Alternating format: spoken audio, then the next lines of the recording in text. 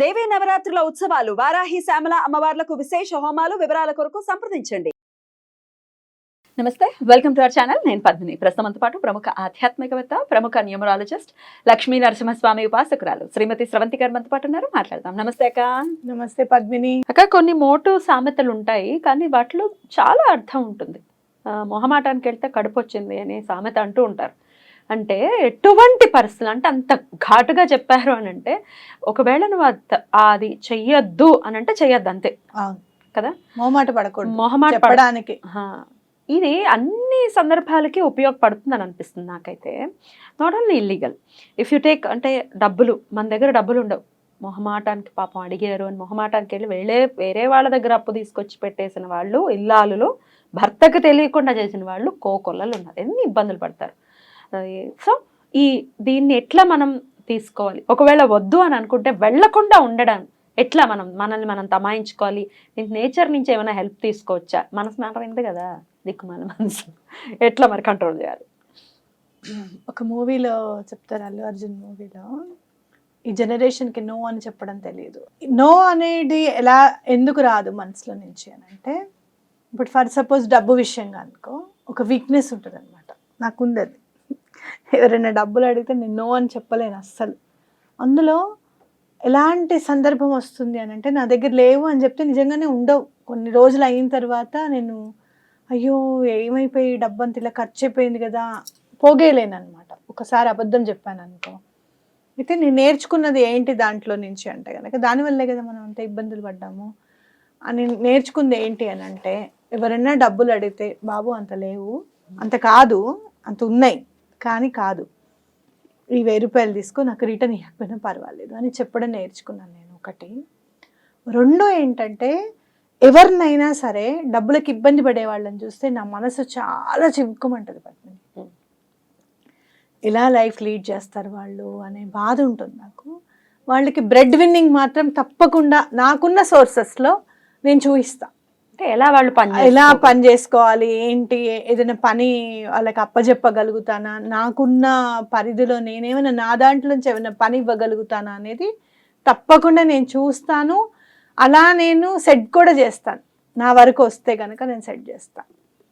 అట్లా సెట్ చేసిన సందర్భాల్లో ఏమిటి అంత అంత అడిక్ట్ అయిపోతున్నారు ఆవిడికి అని కుటుంబ సభ్యులు అన్న సందర్భాలు కూడా ఉన్నాయి. అంటే మంచి చేసినా కూడా అవతల వాళ్ళు గుర్తించలేని లోకం ఇది. ఒక్కొక్కసారి చాలా ఆశ్చర్యం అనిపిస్తుంది అనమాట. ఈ నో అని చెప్పడంలో మెయిన్ ఇంపార్టెంట్ ఏంటి అంటే, మెయిన్ డబ్బుకు సంబంధించిన దాంట్లో, రెండోది నీ వ్యక్తిత్వానికి సంబంధించింది. ఒక్కొక్కసారి ఏమవుతుంది అని అంటే, నీకు అవసరం ఉంటుంది ఆ మనిషిది, ఇవాళ ఆ మనిషి రాకపోతే నీకు గడవదు. ఇంట్లో ఏమన్నా పిల్లలు పెళ్ళిళ్ళు అయిపోయి ఉండవచ్చు, ఆవిడ పర్మిషన్ తీసుకున్నాను నేను, ఎవరికైతే నేను హీల్ చేశాను. తప్పకుండా చెప్పండి స్రవంతి గారు, నేను అదపాతాళ్ళలోకి వెళ్ళకుండా, నా అడుగులకి బురద అంటకుండా మీరు నాకు చాలా హెల్ప్ చేశారు, మీరు తప్పకుండా చెప్పండి అని అన్నారు ఆవిడ. అయితే సిచ్యువేషన్ ఏంటో చెప్పండి అక్క. ఏంటి అని అంటే, ఆవిడకి ఒక ఫ్రెండ్ ఉన్నారు. ఆవిడకంటే కూడా వయసులో ఒక 1 or 2 years పెద్దవాడే. ఇంట్లో మ్యారేజ్ అయ్యింది, పిల్లలకి కూడా పెళ్ళిళ్ళు అయిపోయాయి, వాళ్ళు సెటిల్డ్ ఉన్నారు. వీళ్ళు ఒక దేశంలో ఉన్నారు, ఇద్దరు పిల్లలు చెరొక దేశాల్లోనూ ఉన్నారు. ఎంత మంచి ఫ్యామిలీ అంటే, రోజు కూడా ఖచ్చితంగా వీడియో కాల్స్ మాట్లాడుకుంటారు. క్షేమ సమాచారం అనేది మ్యాండేటరీ, ఎంత బిజీ ఉన్నా కూడా. ఒక్కొక్కసారి ఎవరి కాఫీ వాళ్ళు తాగుతూ కూడా కాఫీ తెచ్చుకో అని చెప్పి కూర్చుని మాట్లాడుకునే సందర్భాలు కూడా ఉంటాయి. హస్బెండ్ చాలా బిజీగా ఉంటారు. అయితే ఈవిడికి మాట్లాడే వాళ్ళు ఎవరు లేరు ఇంట్లో. ఎంతసేపు మాట్లాడతారు పిల్లలు, కాసేపు 10 నిమిషాలు మాట్లాడతారు, ఎవరి పనులలో వాళ్ళు ఉంటారు. ఈవిడికి ఇంట్లో మాట్లాడే వాళ్ళు ఎవరు లేరు. అయితే ఎవరైతే ఏజ్లో ఒక 1 or 2 years పెద్దవాళ్ళు ఉన్నారో వాళ్ళు మాట్లాడటం స్టార్ట్ చేశారు. ఫ్రెండ్లీగా మాట్లాడడం స్టార్ట్ చేశారు. ఎంత అంటే, ఇంకా హస్బెండ్ కూడా ఇతను ఉంటే ఈవిడికి చాలా హెల్ప్ఫుల్గా ఉంటాడు, ఇతను చాలా నమ్మకస్తుడు అనే భావన కలిగిందనమాట. ఇంకా అలా కలిగిన తర్వాత ఒక 4 or 5 months ఫ్లై అయిన తర్వాత ఒకరికొకరు అట్రాక్ట్ అవ్వడం స్టార్ట్ చేశారు. అయితే ఆడది ఎప్పుడు కూడా వీక్ మూమెంట్? వీక్ మూమెంట్ అని అంటే మాట్లాడుకోవడమే, విషయాలన్నీ చెప్పుకోవడం. నాకు ఇంట్లో ఉంటుంది ఇంట్లో అంటే ఒకటి మాట్లాడుకున్నప్పుడు అంటే ఒక లేడీను అంటే ఎలా చెప్పాలి, మగవాడు ఆడది మాట్లాడుకున్నప్పుడు, జెండర్స్ మాట్లాడుకున్నప్పుడు వాళ్ళు పడుతున్న బాధని వాళ్ళు చెప్పినప్పుడు వీళ్ళు అయ్యో పాపం అని ఇంకొంచెం ఒక అడుగు ముందుకేస్తారు, అలా బాధపడకు అని చెప్తారనమాట. వాళ్ళు పడే బాధ వీళ్ళు ఇంట్లో నిర్వర్తిస్తున్నారు అనుకో, ఇది కదా నా పెళ్ళాం నుంచి నేను కోరుకున్నా, ఇలా కదా నేను ఉండమన్నా అని అవతల వాళ్ళు అది అట్రాక్ట్ అవుతారు. అంటే ఉన్న బాధల్లో నుంచి బయటికి రాలేక అవి ఎట్లా సాల్వ్ చేయాలో తెలియక ఇంకొకరికి అట్రాక్ట్ అవ్వడం అనేది జరుగుతుంది. ఏ మనిషి కంప్లీట్ గా నిజం చెప్పడు కదా, ఎప్పుడు ఆయన వర్షనే చెప్తాడు తప్ప అతనికి ఇంకో వర్షన్ ఉంటుంది, ఇంకో వర్షన్. అది ఎటువంటి పరిస్థితిలో బయటపడదు. కొంతమంది నాకు దగ్గరకు వచ్చే వాళ్ళు అంటారు, నేను ఒకసారి మిస్టేక్ చేశానండి. మీ దగ్గర ఎక్స్ప్రెస్ చేయడం is different because they want remedy from you. You are a doctor, obvious గా నొప్పి ఎక్కడ ఉందో ఎక్కడ పడ్డామో చెప్పాలి. ఇప్పుడు మనిద్దరం ఫ్రెండ్లీగా మాట్లాడుకుంటే నేను డెఫినెట్ గా నువ్వు అన్నమాట కరెక్ట్. నా మీద అరుస్తోంది చేస్తోంది అంటాడు కానీ ఎందుకు అరుస్తోంది ఎందుకు చెప్తాడు, చెప్పడు కదా. అవును నిజమే, కరెక్ట్. అయితే అతని నుంచి ఇల్లీగల్ రిలేషన్షిప్ కి ప్రపోజల్ వచ్చింది. It was not at all అంటే ఏదో మీద పడిపోవడమో లేకపోతే అట్లాంటిది కాదు, కానీ ఒక అప్లికేషన్. అయితే ఇక్కడి నుంచి ఆవిడ వై డోంట్ ఐ యాక్సెప్ట్, పిల్లలు పెళ్ళిళ్ళు అయిపోయాయి, ఆయన దూరంగా ఉన్నారు, నేను తప్పు చేస్తే ఇప్పుడు నన్ను అడిగే వాళ్ళు ఎవరు ఉన్నారు, ఈ టైంలో నేను చేయొచ్చు, ఏం తప్పులేదు అనే భావన ఆవిడ మైండ్లో రావడము, నాకు అపాయింట్మెంట్ తీసుకుని నాతో మాట్లాడడం అనేది జరిగింది. జనరల్గా నాకు వింటుంటే కూడా భయం వేస్తుంది, వింటుంటే కూడా నాకు చాలా భయం అనిపిస్తుంది. అలాంటిది ఆవిడ మీద జాలి అనిపించింది. Even though she wants to do mistake, అది చెయ్యకూడదు అని ఒక అపాయింట్మెంట్ తీసుకుని చేసింది అని అంటే ఎక్కడో ఆవిడలో నిజాయితీ ఉంది, ఎక్కడో ఆవిడ మనస్సాక్షి మాట వింటోంది. ఆఫ్ కోర్స్ మనస్సాక్షి లోపల నుంచి ఒక వాయిస్ వింటోంది. ఎవరికి తెలుస్తుంది మనం చేస్తే తప్పు, ఎవరికి తెలుస్తుంది అని అంటే నేను ఇదే క్వశ్చన్ అడిగాను. ఎవరికో తెలియాల్సిన అవసరం లేదు. ఒక మాట మాత్రం చెప్తాను, ఈ మిస్టేక్ ఎప్పుడైనా చేస్తే కనుక ఒకసారి కాదు ఒకసారన్నా బయటపడిపోతుంది, అది గుర్తుపెట్టుకోవాలి మనం. సరే బయటపడినా ఏం కాదు అని కనుక మనం అనుకుంటే, ఇప్పుడు కదా మనం ఎంజాయ్ చేయాల్సిందని అనుకుంటే కనుక మీ మనస్సాక్షి మీకు ఏం చెప్తోంది అంటే వద్దు అని చెప్తోంది. మరి ఇంకా వద్దు అని చెప్పండి అంటే అదే కదండి ప్రాబ్లం. చెప్పలేకపోతున్నా, నేను నో అని చెప్పలేకపోతున్నా.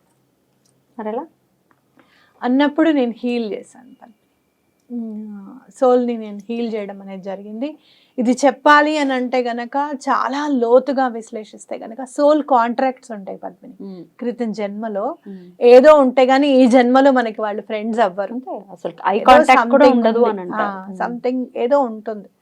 అయితే అక్కడ నేను చూసినప్పుడు ఏంటంటే ఆవిడ సోల్కి మాట ఇచ్చింది, నేను ఎటువంటి పరిస్థితుల్లో నెక్స్ట్ జన్మ అంటూ ఉంటే నేను కలుస్తాను, నీ కోరిక ఏదైతే ఉందో తప్పకుండా నేను నెరవేరుస్తానని. ఊరికే సినిమా కబురు ఉంటుంది చూసావా, ఈ జన్మలో కాకపోయినా నెక్స్ట్ జన్మలో కలుస్తానని చెప్పి ఆ మాట అనకూడదని ఈ విషయం తెలిసిన తర్వాత నాకు అర్థమైంది. నిజమే అయితే అది నిజమే అని అంటే నేను ఆ సోల్ కాంట్రాక్ట్ని నేను క్లియర్ చేశాను, నా స్టైల్లో నేను హీల్ చేస్తూ క్లియర్ చేశాను. చేసి ఏం చెప్పానంటే కలుస్తాను, నీకేం కావాలో నేను అది ఇస్తాను అని అంటే అది సాన్నిహిత్యం మాత్రమే, ఇంకోటి కాదు. సాన్నిహిత్యం అనేది మాటతో ఉండొచ్చు, చూపుతో ఉండొచ్చు, ప్రేమతో ఉండొచ్చు, పలకరింపుతో ఉండొచ్చు, కానీ స్పర్శతోనే ఉండాలి అని అనుకోకూడదు. స్పర్శ ఎంతవరకు టచ్ అంతవరకే, నో బ్యాడ్ టచ్. అర్థమైందా? సో ఎవరైనా నీకు బాధగా ఉంటే నీ చేయి తీసుకొని ఇలా అని 2 సార్లు ఇలా అంటే నీకు ఎక్కడ లేని ధైర్యం వచ్చేస్తుంది. ఎవరో వచ్చి నీ కన్నీళ్ళు ఇలా తుడిస్తే నీకు చాలా ఆనందం అనిపిస్తుంది, వీళ్ళు ఉన్నారు నేను చెప్పుకోవడానికి అనేది అనిపిస్తుంది. అంతవరకు ఓకే, అంతకు మించి అవసరం లేదు. సో నేను హీల్ చేయడం అనేది జరిగింది. నేను మాస్టర్ గారు హెల్ప్ తీసుకోవడం కూడా జరిగింది. మాస్టర్ గారు ఒకళ్ళు ఎవరైనా మిస్టేక్ చేయకూడదు అని కనుక తపన పడుతుంటే ఇది రాసిపెట్టుంది నీకు తప్పదు అని వదిలేయడం ఎంతవరకు కరెక్ట్. సోల్ కాంట్రాక్ట్ చూస్తే ఉంది, జాతక ప్రకారంగా చూస్తే ముందుకెళ్ళి చూశాను ఉంది, ఇల్లీగల్ రిలేషన్షిప్స్ ఉంది అవకాశము, కనపడుతుంది ఆవిడ జాతకంలో. ఏంటిది అంటే, ఒకళ్ళు ఎవరైనా తప్పు చెయ్యొద్దు అని గనక నిర్ణయించుకుంటే ఎవరు ఇంకా ఆపలేరా దీన్ని? జాతకంలో రాసి ఉంటే తప్పు చేయకుండా ఆగవా? ఇది ఇక్కడ అన్యాయం. చెయ్యొద్దని చెప్తూ ఉంటే మీరు హెల్ప్ చేయలేరా? మీరు చేయగలుగుతారు కదా, ఏదన్నా నేను చేయగలుగుతారన్న నమ్మకం నాకుంది. మీరు కూడా వృత్తరహిత రాజయోగము అని అంటున్నారు. అంటే ఏంటి? నెక్స్ట్ జన్మ అంటూ లేకుండా మోక్షమే సంపాదించే రాజయోగం కదా మీరు ఇచ్చేది. మరి ఈ తప్పు చేస్తే ఆవిడకి ఎట్లా వస్తుంది మోక్షం? మళ్ళీ దీన్ని క్లీన్ చేసుకోవాలి కదా. సో మీరు జనింపజేయండి, ఎలా చెప్పాలి అనేది జనింపజేయండి. ఆవిడ మనసుకి ఆవిడకే జనింపజేయండి. నేను ఏం చెప్పినా కూడా మనం ఒక 10 మాటలు చెప్తే అది కాదండి ఇది కాదండి అని అంటే, నేను మాట అన్నా, చూడమ్మా చేస్తే తప్పు చేస్తే నువ్వు ఫీల్ అవుతావు, వద్దంటే ఆయన ఫీల్ అవుతాడు, తెలిస్తే మీ ఆయన ఫీల్ అవుతాడు, ఇంకేం చెప్పకు నేను ఫీల్ అవుతాను. ఏమిటి త్రివిక్రమ్ పూనారు మీ మీద? నేను ఫీల్ అవుతాను అని చెప్పి ఆవిడకి జనించేటట్టు చూడు. ఎందుకంటే గనక నేను చెప్తూ ఉంటే ఇట్స్ నాట్ పాసిబుల్ అంటే ఇంకెక్కడ ఉంటుంది దీనికి ఎండ్? అవునా కాదా?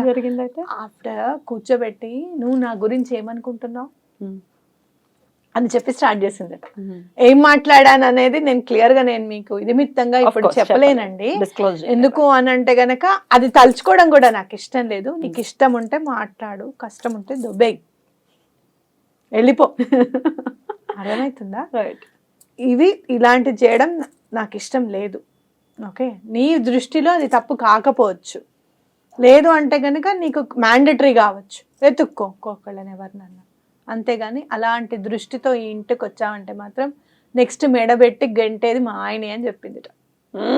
ఇక మాస్టర్ గారు నమస్కారం మీకు. రైట్, కట్ అయిపోయిందా? అతను కూడా ఇంకా అసలు ఎలాంటి కాంటాక్ట్ కాదు. నేను ఇంకెప్పుడు అలాంటి పనులు చేయను, అలాంటివి ఎప్పుడు కూడా నేను చేయను. నన్ను నేను అంటే స్టాప్ చేసుకోవడానికి మీ హస్బెండ్ ఉన్నప్పుడు మాత్రమే వస్తాను. నేను కూడా మారాలి కదా అని అన్నప్పుడు నేను చెప్పాను, చక్కటి పరివర్తన. రైట్ అక్క. అయితే ఇప్పుడు ఈ సిచ్యువేషన్ లో ఉన్నారు, మీ దాకా రీచ్ అవ్వలేని వాళ్ళ పరిస్థితి. కొంతమంది అది కూడా డిస్క్లోజ్ చేయడానికి కూడా ఇష్టపడకపోవచ్చు. ఇట్లా దండం పెట్టుకోమంటారు, ఇట్లా నేచర్ చేయడానికి ఒకటి. 2, ఏదన్నా మీరు సహాయం పొందితే బ్లాక్మెయిల్ చేయడం. మీ సహాయం పొందావు, నేను చెప్తాను, మీ ఆయనకి చెప్తా, మీ ఆవిడికి చెప్తా. అమ్మాయిలు ఏం తక్కువ లేరు ఈ రోజుల్లో, ఆడవాళ్ళు ఏం తక్కువ లేరు. ఎందుకు లేరు? అవును, నేను కావాలా? నేను హ్యూమన్ రైట్స్ లో చేసినప్పుడు ఒక ఇరిగేషన్, నేను నీకు కావాలా, సరే నీళ్ళు నా పేరు మీద రాసేసాయి, రాయడానికి కూడా రెడీ అయిపోయాయి, వచ్చేస్తా. రాయడానికి కూడా రెడీ అయిపోయారు. వీళ్ళు అడగడం కాదు, వాళ్ళు రాయడానికి కూడా రెడీ అవుతాడులేండి వాడు. ఇల్లు పరమావధి అది. కాబట్టి అట్లాంటి వాళ్ళు కూడా ఉన్నారు. కాబట్టి మీరు అట్లా ఎప్పుడు బాధపడద్దు. ఒకటి ఏంటి అని అంటే, ఇది ఎలా అయినా సరే సాల్వ్ చేయాలి అని చెప్పి ఒకళ్ళు హెల్ప్ తీసుకోండి. తప్పకుండా ఎవరో ఒకళ్ళు హెల్ప్ చేస్తారు, లేదా పరమాత్మ తప్పకుండా హెల్ప్ చేస్తారు. మీరు నమ్మిన దైవాన్ని, అమ్మవారిని తప్పకుండా, అమ్మాయి తప్పు చేయకుండా నన్ను నువ్వే కాపాడు, నా నుంచి ఈ మనిషిని ఎలా అయినా సరే దూరం చెయ్యి, చెడు ఆలోచన అనేది దూరం చెయ్యి, ఎటువంటి టైంలో కూడా నేను గీత దాటకుండా కాపాడేది నువ్వే. గీత దాటితే సీతమ్మ వారికే కష్టం తప్పలేదు, నేనెంత కాబట్టి నేను అసలు దాటాలనుకోవట్లేదు, నువ్వు నన్ను ఎలా అయినా సరే రక్షించు, కాపాడు అని దండం పెట్టుకోవడమే. Amazing, literally amazing. చాలా చాలా అద్భుతంగా తెలియజేశారు. డెఫినెట్ గా ఇది ఎవరికి చెప్పుకోలేనటువంటి ఒక సమస్య, ఎవరితో పంచుకునే పరిస్థితి ఉండదు, ఏం చేయాలో తెలియదు. సో డెఫినెట్ గా ఇది హెల్ప్ అవ్వాలి. అటువంటి ఆ మార్గం నుంచి సన్మార్గంలోకే మన వాళ్ళు నడుస్తూ ఉండాలి. నేను నీతో కూడా డిస్కస్ చేసా, గుర్తుందా? ఇది ఇట్లా ఉంటాయి ప్లానెట్స్ అవి అని మాట్లాడుతుంటే కూడా ఒక మాట నువ్వు అన్నావు, ప్లానెట్స్కి ఏం కాదక్క, అట్లాంటివి ఏమీ ఉండదు, అట్లా గ్రడ్జెస్ ఏం పెట్టుకోవు, కానీ అదేంటి ఎట్ ద లాస్ట్ కర్మ అయితే అనుభవించాలి కదా అని నువ్వు అన్నావు కదా. కానీ ప్లానెట్స్ కూడా గుర్తు పెట్టుకొని ఆ కర్మను అనుభవింపజేయడానికి మళ్ళీ ఆ ప్లానెట్సే కదా ఏ పొజిషన్ లో చేసుకోవాలి ఆ పొజిషన్ లో వచ్చేది. ఇదంతా మాస్టర్ ప్లాన్ కర్మదే. అడిగేళ్ళు ఇది ఉందిగా పరిస్థితి. Time plays the role, definitely karma plays the role. So మీరు తప్పకుండా ఇది గైడెన్స్ కావాలి అంటే కనుక తప్పకుండా కాల్ చేయండి. నేను తప్పకుండా చెప్తాను. బ్యూటిఫుల్ అక్క, చాలా మనసుకి హత్తుకునేలాగా చెప్పారు.